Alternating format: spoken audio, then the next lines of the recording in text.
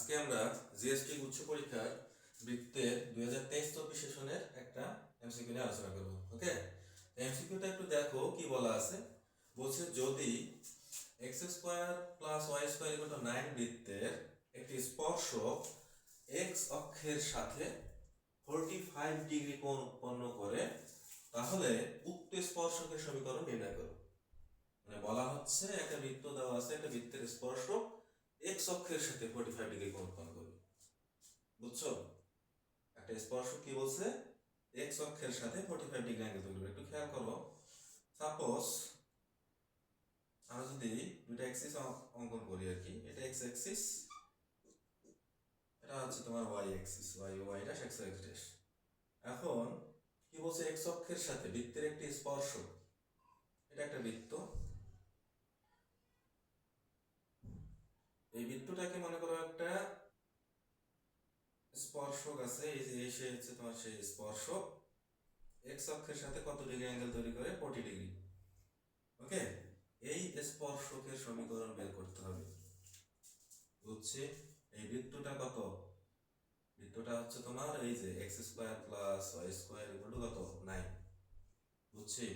তাহলে এই বৃত্তের কেন্দ্র কত হবে বলো তো? হ্যাঁ বলো, কেন্দ্র কত হবে? কেন্দ্র কত হবে? 0 0 না, এখানে কোনো এক্স বা ওয়াই এর সহগ নাই, তার মানে এটা হবে 0 0। ওকে, ব্যাসার্ধ কত?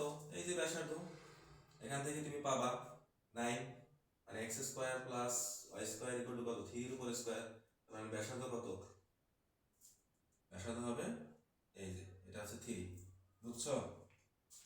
এই যে স্পর্শকটা তোমার এক্স অক্ষের সাথে 45 ডিগ্রি অ্যাঙ্গেল তৈরি করছে, সেই স্পর্শকের সমীকরণটা তোমরা ধরে নিবে না? ধরে নাও, ধরি স্পর্শকের সমীকরণ y ইকুয়াল টু কত, mx প্লাস c, তাই না?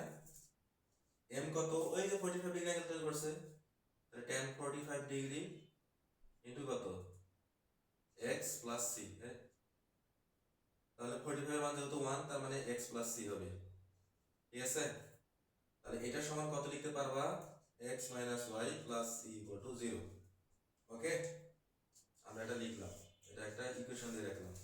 তাহলে এই রেখাটা, এই রেখা থেকে, এই যে রেখাটা তুমি পাইছো 1 নাম্বার, এই যে 1 নাম্বার ইকুয়েশন, এই রেখা থেকে এই যে এটার লম্ব দূরত্ব ইকুয়াল টু কি, বৃত্তের ব্যাসার্ধ না?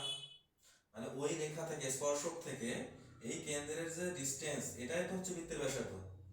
তাহলে এখন আমরা কি করব, ওই সেন্টার থেকে, কেন্দ্র থেকে এই রেখার লম্ব দূরত্ব বের করব। ইকুয়াল টু কি হবে, বৃত্তের ব্যাসার্ধের সমান হবে।